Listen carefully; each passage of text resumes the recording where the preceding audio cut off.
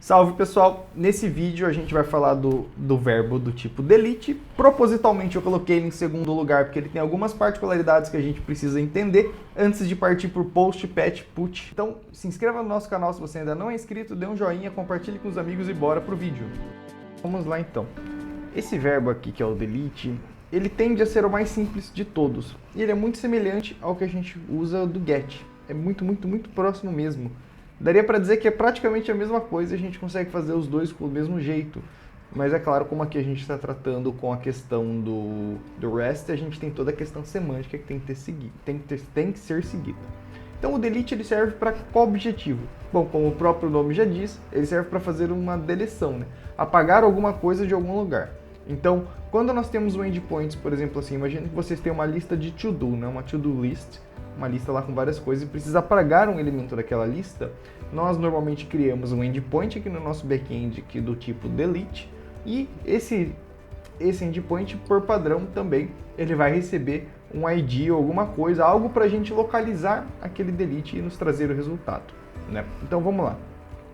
Seguindo aqui, ele segue o mesmo padrão, né, do get. No caso aqui a gente começa com o app.get, aqui a gente vai começar com o app.delete.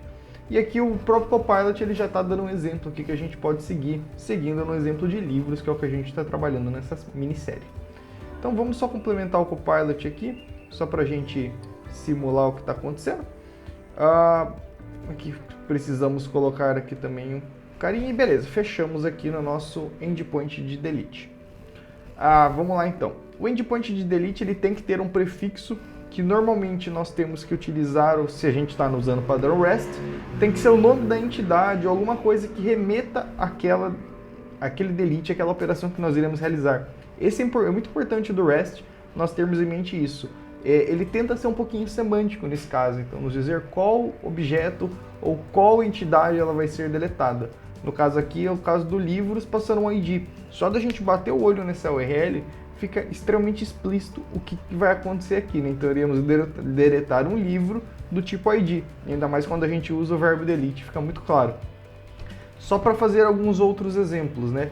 Aqui a gente está tratando de livros, vamos supor que fosse usuários, né? Nós trabalharíamos dessa mesma maneira, como users também. Mas vamos lá então. Do mesmo jeito que essa requisição ela recebe um rec e uma res, igualzinho o get, o delete também vai funcionar da mesma maneira. Então, normalmente, quando a gente trabalha com delete, nós temos que fazer uma consulta ao banco de dados, né, que não é o objetivo dessa série, trabalhar, fazer essa implementação, né, mas aqui nós iríamos, no caso, recuperar o livro pelo ID passado na requisição e depois nós faríamos a remoção do livro do array. Claro que aqui seria simplesmente uma mera simulação, né? No caso aqui seria do banco de dados, né, caso eles tivessem. E depois a gente faria uma resposta.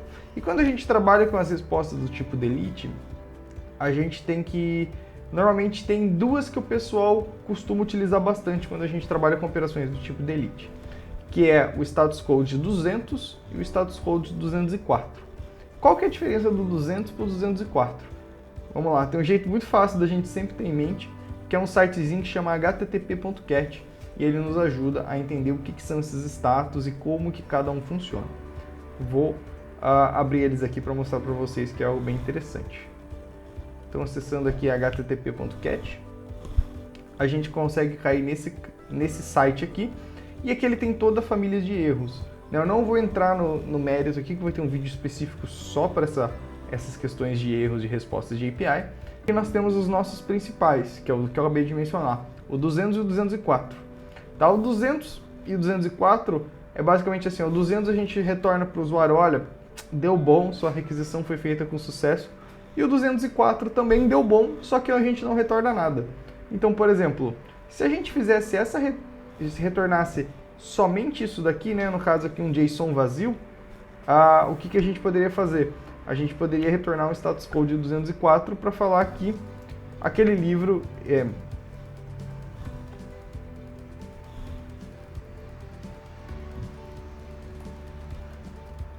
trabalhando no get, o que a gente estava fazendo? A gente estava buscando o livro e retornando ele com uma mensagem. E aqui nós vamos fazer a mesma coisa. Então nós vamos vir aqui, JSON, né? No caso aqui eu não quero fazer mais nada, eu só quero mostrar uma mensagem falando livro. Vamos até colocar aqui para ficar bonitinho, ó. Então, o livro do ID tal foi removido com sucesso. Então, quando a gente vier aqui e startar a nossa aplicação, aqui e vou fazer acessar aqui no meu navegador, no Google Chrome, esse endpoint aqui, ó, livros, _id, e vai me retornar alguma coisa. Então, vamos lá, http localhost 8000 livros /id2. Ué, o que aconteceu? Deu tela branca aqui, mas não faz muito sentido, né? Ele deveria ter retornado aquela mensagenzinha de erro. E aqui que está o pulo do gato, que eu fiz de propósito para mostrar para vocês. Quando a gente trabalha com requisições do tipo GET, ou melhor dizendo, somente as requisições do tipo GET, a gente pode fazer esse acesso diretamente pelo navegador. Então pensa assim, ó, o navegador ele só enxerga o GET, né, a URL, sendo bem literal, né, a barrinha de URL que a gente está usando aqui, ela só vai enxergar requisições tipo GET. E podem ver, ó, que a gente está trabalhando com o mesmo path, então /livros _id. Como que a gente consegue trabalhar com o mesmo path sem dar conflito? E aí que começa a entrar a semântica do GET e do delete. E a gente vai ter que fazer essa diferenciação. E para testar isso, como é que a gente faz? Bom, ou a gente implementa no código real, ou a gente vai ter que usar alguma ferramenta para a gente fazer essas requisições. No nosso caso aqui, eu vou usar o Insomnia. No mercado existem o Postman e o Insomnia, os dois são igualmente bons.